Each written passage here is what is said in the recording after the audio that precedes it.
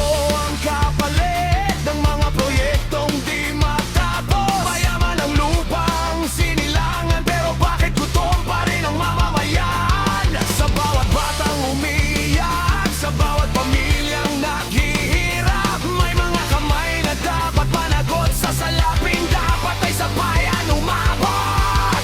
Hindi na sapat ang panalangin kung walang pagkilos na kasunod. Kung patuloy tayong tatahimik, sila'y lalong lalakas, tayo'y maubos. Gising bayan ko! Hindi na kami tanga, hindi mahirap ang Pilipinas, ninagawan lang ng mga nasa ita. Gising bayan ko! Hindi na kami tatahimik hanggat may korupsyon sa sistema.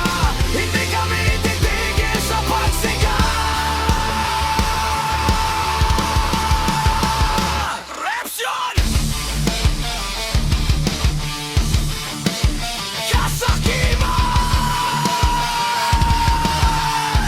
Tapos sa kapangyarihan!